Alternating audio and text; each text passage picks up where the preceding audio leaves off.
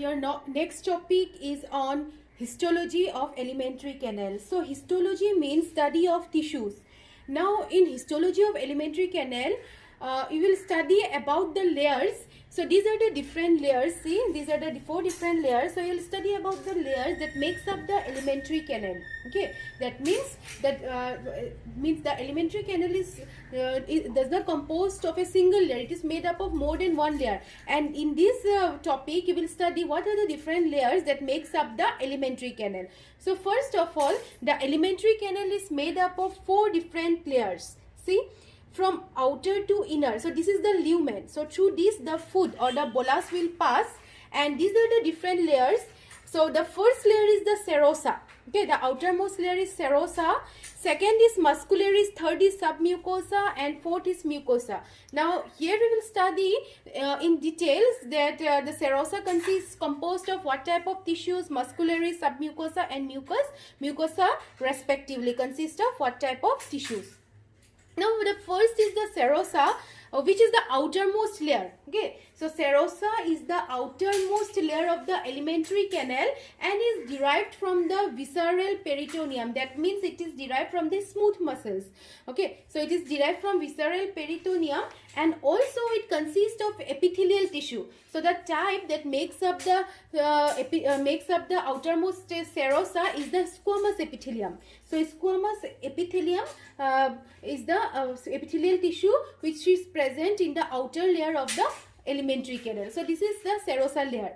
So you have to know that epithelial tissue always makes up the surface of either inner organs or the outer body structure. So here the epithelial tissue also makes up the outer layer. So second is the muscularis. So it is present inner to the serosa. The name itself says that it consists of some muscles. Okay, so the second layer consists of the muscles, and these muscles fibers are of 3 types. One is longitudinal, other is circular, and other than circular, in some parts you will see the oblique muscles also.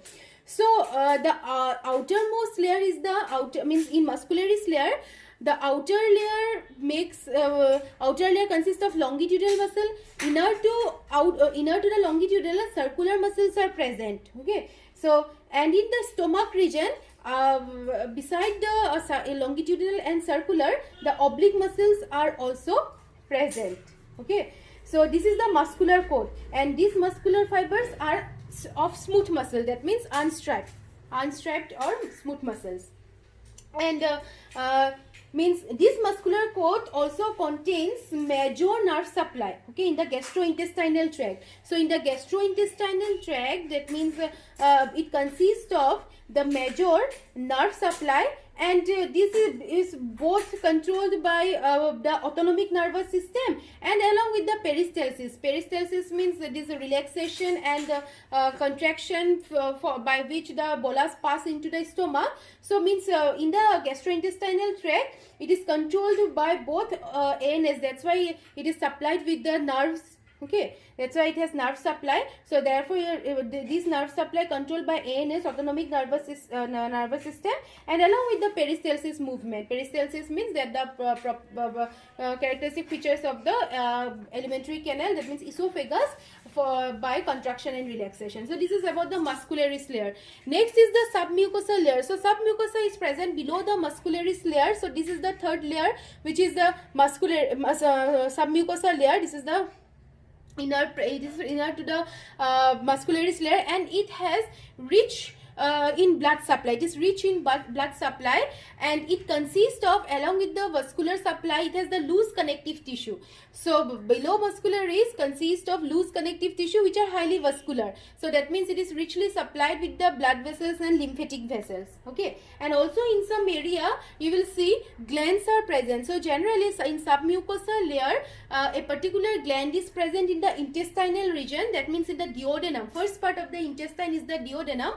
So in the duodenum region you will see a gland which is known as Brunner's gland. Okay, and all the other glands are present in the innermost layer, in the mucosal layer, but in the duodenum region the submucosal layer consists of a gland, and that is the Brunner's gland. Remember that.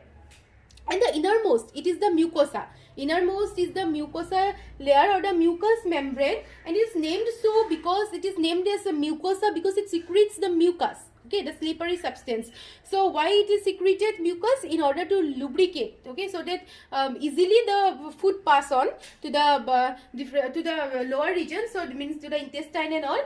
So therefore the mucosa secretes mucus, and this mucus makes the lining of the lubricates the inner lining of the gut.